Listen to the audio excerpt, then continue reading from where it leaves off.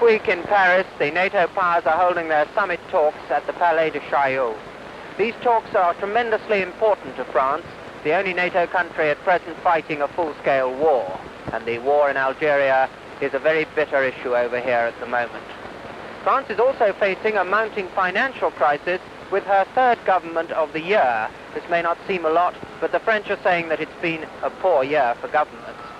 Finally, of course, Russian Sputniks are passing regularly overhead, and American Sputniks are not passing overhead at all.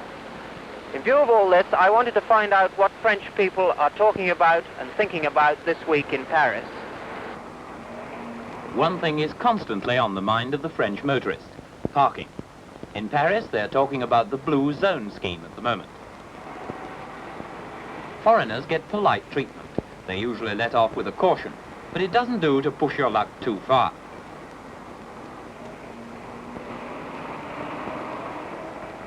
Parking in the blue zone, the west end of Paris, is subject to an almost completely foolproof scheme.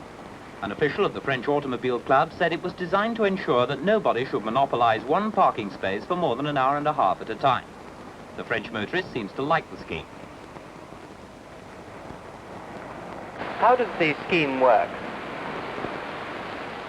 On arrival of the motorist in the morning, because the card shows morning and afternoon, arriving at 9 o'clock, between 9 and 9:30, he can stay until 10:30. He moves it round, he arrives between 9:30 and 10. Then he can stay until 11. Same thing on the other side, for the afternoon parking. He puts that card in his windscreen. In the windscreen, on the inside of the windscreen. What's the penalty if he stays over the hour? 900 francs. Well, roughly what you call in England a pound. That's the first time or every time? Well, first time and perhaps second time. But they can also have the car towed away. Do you know London well, Mr. Delaunay? Fortunately, yes. Do you think this scheme would work in London? I definitely think it would work. Definitely think it would work. I know that there is a battle between the motoring organizations in Great Britain and the government on the question of parking meters.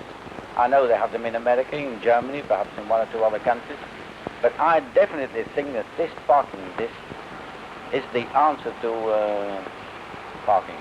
What's its advantages over parking meters? First of all, it doesn't spoil the beauty of any square or street. Can you just imagine the Place Vendôme, Place La Concorde, Place de l'Étoile, Champs-Élysées with parking meters? It wouldn't be Paris. An essential feature of Paris today is the House of Dior, the fashion establishment which created the new look 11 years ago. Christian Dior died 6 weeks ago. Dior was the man who introduced the new look in 1947 and this year put women into the sack. I came here to find out what happens to a great fashion house when the man who built up its reputation is no longer there. Brigitte, could you tell Monsieur Donati that we're ready for the interview, please? Thank you.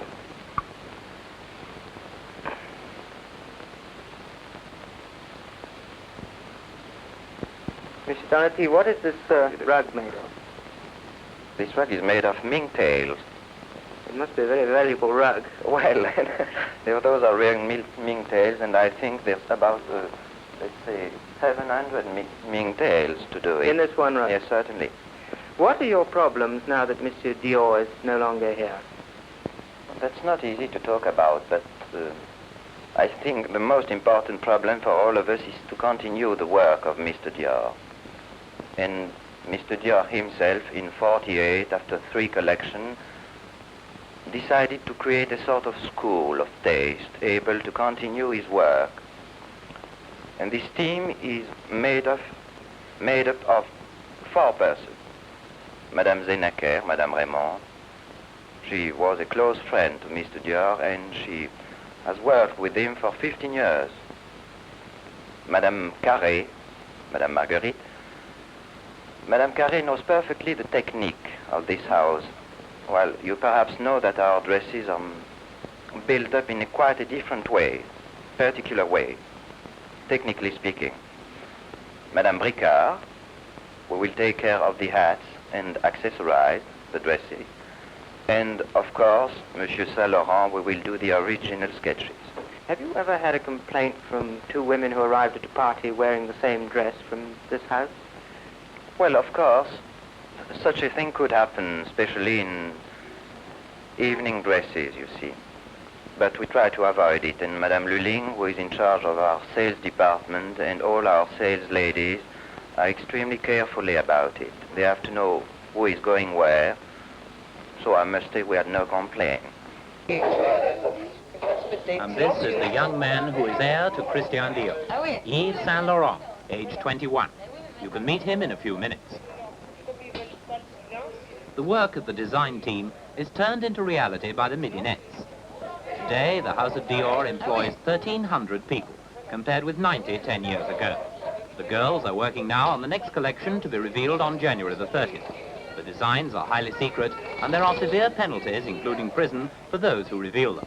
The girls are all well looked after, their eyes get special attention, and there is a Dior rest home in the country. When they get married, they are given a free trousseau by the house.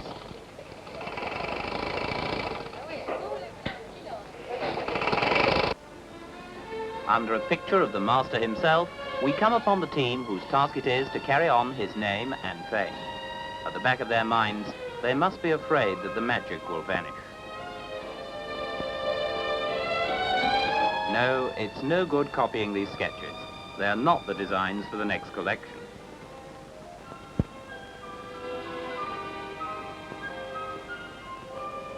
This is the studio of Christian Dior, the real holy of holies. And I have with me Monsieur Dior's team of collaborators, Madame Raymond, Madame Marguerite, Madame Ricard, and Monsieur Saint Laurent. The first question I would like to ask all of you is, what was Mr. Dior's conception of a woman? Mr. Dior's conception of a woman was that she should be elegant, well kept, well groomed, and very tidy, medium-sized, and always have a lot of charm, feminine charm. Monsieur Saint Laurent, do you agree with Mr. Dior's idea that women should be medium-sized and not be untidy? Yes, I think so. I think that the first thing for a woman must to be well-groomed. I'd like to ask you a personal question, which is that you are very young to have the big responsibility of designing now for Dior. Do you think youth is a handicap in this matter? I think and hope that the age does not matter. I started 3 years ago with Mr. Dior and was trained by him. And now I continue with the same help that he had. Could I ask you a question which I don't suppose you will answer, which is, do you think the present line, we call it the sack line, I know you don't like the word very much, do you think it will change? Oui, peut-être je ne répondrai pas à cette question, et je sais que vous n'aimez pas le nom de Rocksack, mais vous croyez que la Rocksack va changer. C'est une question qui était un petit peu prématurée. Je pense que nous pourrons lui dire le 1er février. Yeah, if she thinks that the 1st of February, she should apply to this question. Down in the dressing rooms, the Dior team of models prepared to put on a special show for viewers of Roving Report. The suits and gowns they wear cost anything from 80 to 1,000 guineas, before purchase tax and customs duty. But don't let that worry you. It doesn't cost anything at all to dream. The normal audience at a collection is about 250, and you can go by invitation only. Trade buyers can buy the whole collection, one dress, or just the pattern. Private buyers usually order a dress to be made to measure.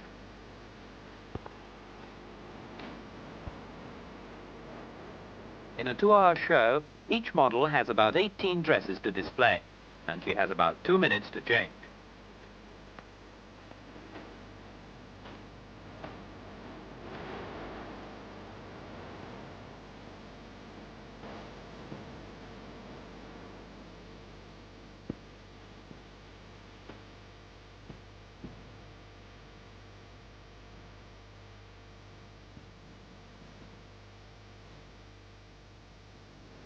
This evening dress with the vaguely oriental air is named opium.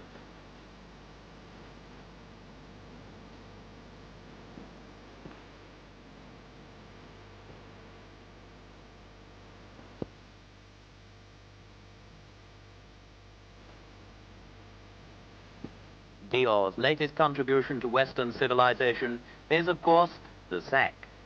Although you don't call it that if you want to remain on good terms with the management.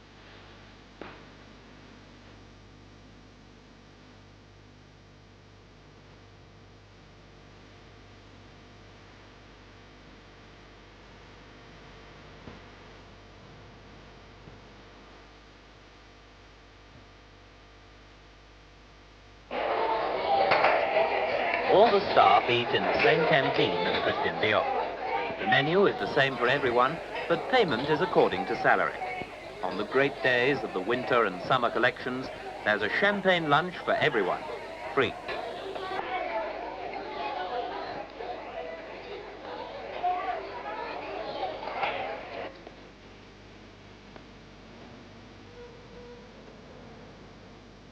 This is the boutique, which sells a special collection of ready-made dresses and accessories.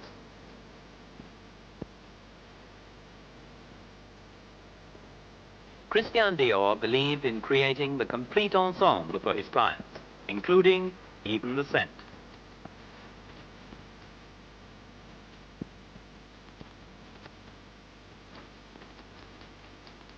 This is the most expensive bottle of them all, finished in gold leaf and costing £45 in France.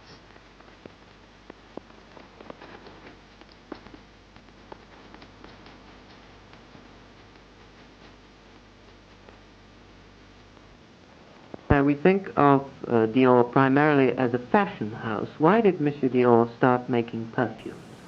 Well, I think Mr. Dior, the dream of Mr. Dior was to create an incomplete silhouette of the woman. Mr. Dior didn't want only to make new dresses. He wants to, as I said, make a new silhouette, new hat, new stockings, new shoes. And he also had the idea, of course, to create the perfume who would match this new line. Because Mr. Dior knew very well that the women today do not live as she used to live 20, 30 or 40 years ago. Today you will admit that women drive a car, play golf, go swimming, most of them works, and the perfume which were manufactured 30 or 40 years were not really made for that.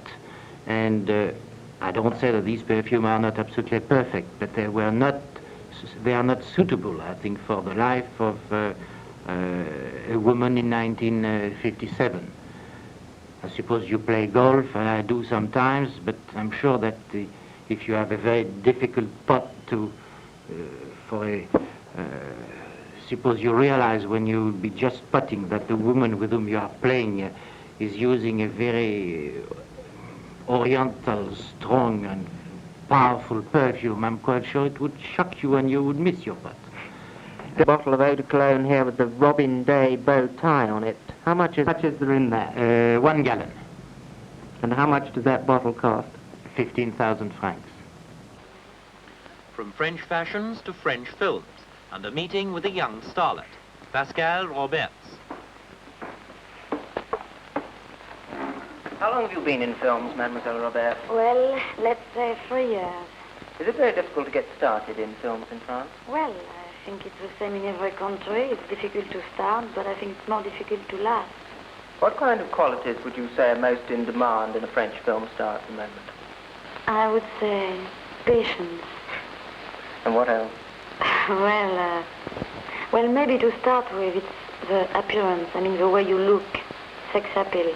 But after, I think it's to be an actress. Does that mean that we're going to get more and more films from France about sex and immorality and subjects like that? Well, I think it's the same everywhere. People like something unusual. Well, I'm not saying it's unusual in life, but I mean they like better to see a girl who looks good than just a plain girl. Does this preoccupation with immorality in the French film industry, is it reflected in the industry itself? Would you say that a girl of easy virtue had more chance of success?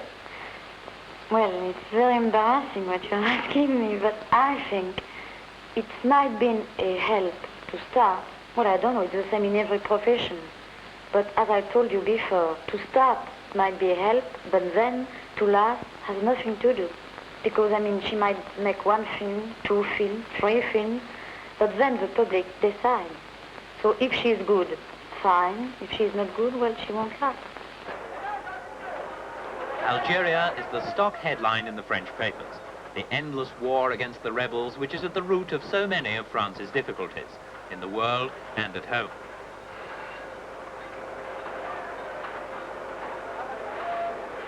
The foreign editor of François talked about this and other problems on the minds of Frenchmen in the street this Christmas. Is the Algerian War still the #1 topic of conversation over here? I think it is. Everybody speaks about it, and it's the main concern of all French people. But it is the most controversial subject in France. There is not 2 people agreeing on the same solution. Everybody agree on one point, that France should stay in Algeria, but nobody knows how. There is also another point where everybody agrees that the problem should not be internationalized. Even a man like Mendes France, who wants negotiation in Algeria, is against any internationalization of the problem. Maybe we could have people helping us in bringing up a solution like Morocco and Tunisia, but nobody wants an international conference taking up the problem. People would object if the NATO powers discussed it, you think? Certainly, and very strongly. What else are people talking about? People is talking about prices, which are terribly going up. But if the financial situation is bad in France, the economic situation is good. And if the financial situation is bad, because politics is bad. We had once a very famous financial minister who said, makes good politics and I make good finance. And it's still true now. It is only because of a chaotic political situation that the financial situation is bad. But we must not forget that the production is increasing every day, that we have the best railroad, that we have a lot of things very good, and that all the experts think that next spring the situation will be stabilized. Are people talking about the Sputniks and the American rocket? Well, Sputnik and the American rocket, of course, is on everybody's mouth. Everybody were terribly disappointed the other day when the American Sputnik failed, and everybody said it's stupid of the American to have publicized the thing, but they don't make a joke about it. They are worried because we know that we are in the same boat. Are there any cheerful topics of conversation? Oh, Christmas. Everybody's speaking about Christmas, and a few days now, if you go to any stores, you'll see a lot of big crowd making Christmas shopping.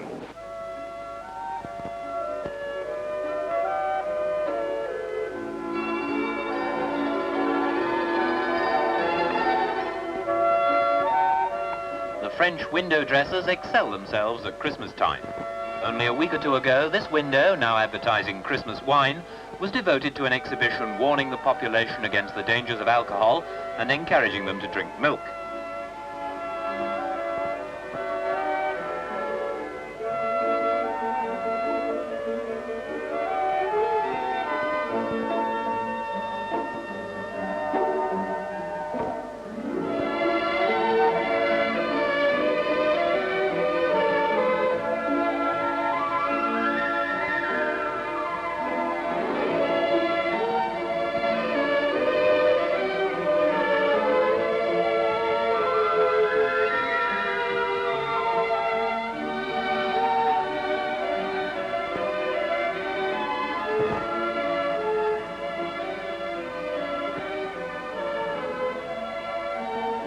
would you say was France's biggest problem at the moment?